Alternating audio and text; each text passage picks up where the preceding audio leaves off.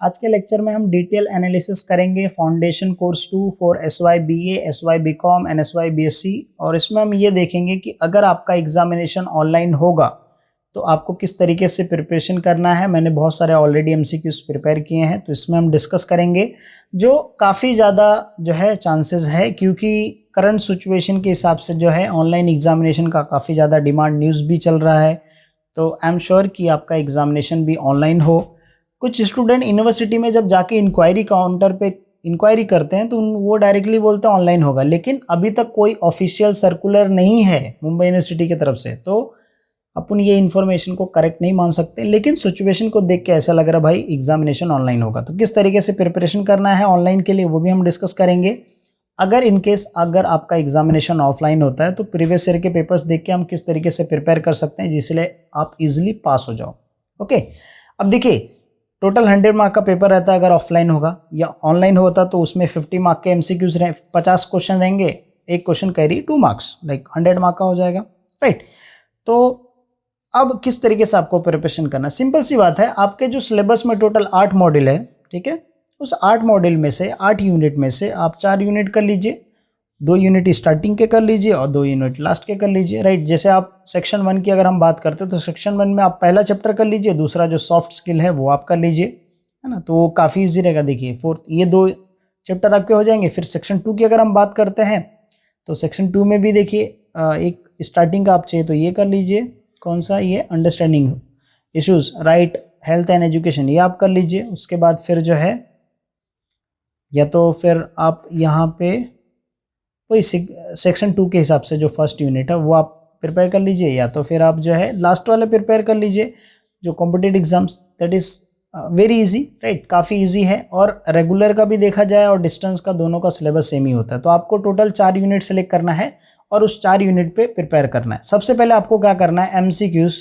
Prepare करना, क्योंकि उसका चांसेस बहुत ज़्यादा है, ठीक है। तो उसके लिए आपको क्या करना है कि मेरे वेबसाइट पे जाना है, इसका लिंक मैं डिस्क्रिप्शन में डाल दूंगा। आप चाहिए तो मेरे टेलीग्राम पे भी जुड़ सकते हैं, वहाँ पे मैं लिंक डायरेक्टली शेयर कर देता हूँ अगर मैं वीडियो अपलोड नहीं कर पा रहा हूँ। तो इसका लिंक ऑलरेडी मैंने मेरे टेलीग्राम चैनल पे ऑलरेडी शेयर किया है, बहुत एक दिन पहले मैंने शेयर कर दिया था। बिजनेस लॉ का भी मैंने शेयर कर दिया था, बिजनेस इकोनॉमिक्स का भी मैंने शेयर किया है। तो अब ये MCQs किस तरीके से आपको प्रिपेयर करना है, सबसे पहले यहाँ पे मैंने जितने भी MCQs दिए हैं आप वो सारे MCQs जाके चेक कीजिए कि भाई आपके जो सिलेबस है जो मैंने अभी बताया वो सिलेबस के हिसाब से किस टाइप का क्वेश्चन पूछ सकता है, राइट, ये आप चेक कीजिए। और यहाँ पे जितना भी मैंने MCQs दिया ऑलमोस्ट 200-300 MCQs, कम तो नहीं होंगे, 200-300 से ज़्यादा होंगे, ठीक है। जो डार्क में है वो आंसर है, ठीक है। अब यहाँ पे मैंने एक टेबल फॉर्म में दे दिया, तो टेबल फॉर्म में टेंशन नहीं है। टेबल फॉर्म में क्या है, जैसे ऑप्शन 1 ऑप्शन 2 लास्ट वाला करेक्ट ऑप्शन है, तो ये ऑप्शन दिया रहेगा क्वेश्चन इस टाइप के, है ना। काफ़ी हो सकता है मैं फ्यूचर में इसको थोड़ा सा उसी नॉर्मल टाइप में ऐसे मैं एडिट कर दूं, लेकिन काफ़ी टाइम लगता है, इसके लिए मैंने डायरेक्टली इसको कॉपी पेस्ट किया है। तो इस तरीके से जो है आपके एग्जामिनेशन के लिए आप इजीली प्रिपेयर कर सकते हो MCQs। हाँ, अगर आपको जैसे कोई क्वेश्चन आप फाइंड आउट करना है तो सिंपली जस्ट प्रेस Ctrl+F, जैसे आप F प्रेस करोगे वैसे जो है कोई भी आप जो क्वेश्चन है जैसे सॉफ्ट स्किल से रिलेटेड, जैसे मैंने डाला सॉफ्ट, ओके, नहीं आया, इससे कोई क्वेश्चन नहीं रिलेटेड, चलो मैं ह्यूमन से रिलेटेड डालता हूँ। देखिए अभी ह्यूमन से रिलेटेड टोटल 18 सर्च है, तो यहाँ पे मैं जाके देख सकता हूँ कितने सारे सर्च है, राइट।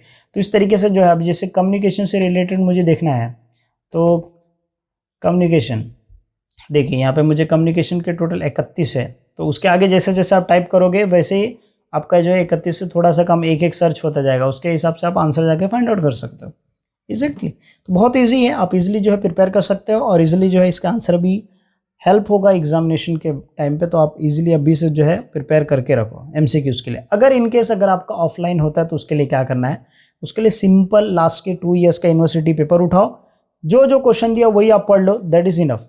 बहुत ही कम वक्त में आप इजीली प्रिपेयर कर सकते हो, क्योंकि हर मॉड्यूल से क्या होगा, एक एक क्वेश्चन आएगा, मतलब एक एक क्वेश्चन तो पूछेगा हमेशा। अब देखिए explain the violation of human rights, आप जब भी पढ़ते हो तो मैं हमेशा आपको यही गाइड करता हूँ कि क्वेश्चन क्या वो आप समझो, एक्सप्लेन करना है कौन कौन से वायलेशन होते हैं ह्यूमन राइट्स के, वो आप पढ़ो, ठीक है।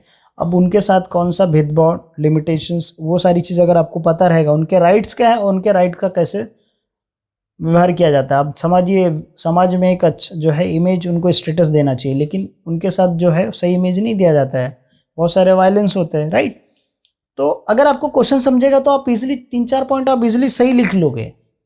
तो इसके लिए क्वेश्चन समझना इज वेरी, अब जैसे what right the detail note on environmental degradation. अब डिग्रेडेशन मतलब क्या होता है वो आपको समझना है। जनरल मीनिंग में अगर मैं आपको बताऊं शॉर्ट में कि भाई जैसे हम लोग पेड़ को काटते हैं, जला देते हैं, है ना, पूरा बंजर बना देते हैं, तो वो क्या होता है, एक डिग्रेडेशन हो गया है। अब समझिए कि अगर आप जंगल को काट रहे हो, उसको नॉर्मल बंजर बना रहे हो, तो उसकी वजह से क्या होगा, इन्वायरमेंट को इफेक्ट होगा, और उसकी वजह से क्या होगा, बहुत सारे, तो ये होता है इन्वायरमेंटल डिग्रेडेशन। आग लग गया पूरा जंगल में, तो पूरा इतना सारा पॉल्यूशन ये क्रिएट किया, तो ये हम लोग को उसको बोलते हैं इन्वायरमेंटल डिग्रेडेशन।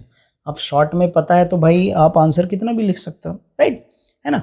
तो इस तरीके के आंसर जाओ। जैसे अब ये टीम बिल्डिंग क्या है, फ्री एजुकेशन क्या है, गवर्नमेंट। अब फ्री एजुकेशन पे तो आप बहुत सारा फेंक सकते हो, है ना, लेकिन थोड़ा बुक का देख लोगे तो क्या होगा, अपना फेंकना जो रहेगा, अपना जो साइकोलॉजी रहेगा, जो अपन ओन आंसर लिखते हैं, वो थोड़ा सही डायरेक्शन में जाएगा, बरोबर है ना।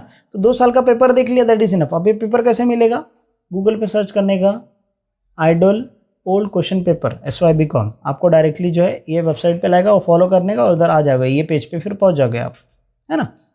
तो इस तरीके से आप प्रिपेयर करना है। तो मैंने सिलेबस के बारे में थोड़ा सा बताया मैंने, किस तरीके से आप सिलेक्ट करना है। सारे सिलेबस नहीं सिलेक्ट करना, उसमें से आप 50% सिलेबस सिलेक्ट कीजिए।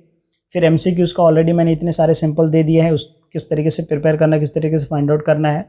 जो भी टॉपिक, जैसे सिलेबस को देख के आप इधर पे सर्च कीजिए, जैसे Ctrl+F मैंने बताया लैपटॉप या PC पे, तो काफ़ी ईजी रहेगा आपके लिए। उस तरीके से सर्च करके आप इजीली फाइंड आउट कर सकते हैं। अगर इनकेस ऑफलाइन होता है तो ये सिंपल पे आपका प्रीवियस ईयर के 2 इयर्स के यूनिवर्सिटी के पेपर कलेक्ट कर लीजिए, वही स्टडी कीजिए। बट मुझे सिर्फ 10%, उससे भी कम चांसेस लग रहा है कि ऑफलाइन होगा, क्योंकि अभी जो है ऑलरेडी बहुत सारे एरिया में नाइट कर्फ्यू चालू हो रहा है, महाराष्ट्र में स्पेशली।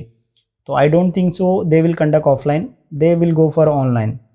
बट अभी तक कोई कंफर्म नहीं है, आप लोगों को एक दिलासा नहीं दे सकता मैं, क्योंकि करेक्ट सोर्सेज या इन्फॉर्मेशन ऐसा नहीं है। हाँ, वहाँ पे जाके इंक्वायरी करते तो बोलते हैं ऑनलाइन होगा, बट अभी तक कोई, जब तक सर्कुलर नहीं आएगा तब तक अपन उसको एक्यूरेट या उसको सही डिसीजन नहीं मान सकते। बट डिमांड तो यही चल रहा है कि भाई ऑनलाइन हो, और मैं भी यही चाहता हूँ कि ऑनलाइन हो, सारे बच्चे जो है इजीली, थोड़ा सा प्रेशर कम हो और इजीली क्लियर हो सके, ठीक है। सो मिलते हैं नेक्स्ट वीडियो में। एक और चीज़, अगर आप वीडियो लास्ट तक देख रहे हो तो आप ज़रूर मुझे सपोर्ट कर सकते हो स्मॉल कंट्रीब्यूशन करके। लिंक डिस्क्रिप्शन में डाल दूंगा, डिटेल आपको मिल जाएगा डिस्क्रिप्शन में।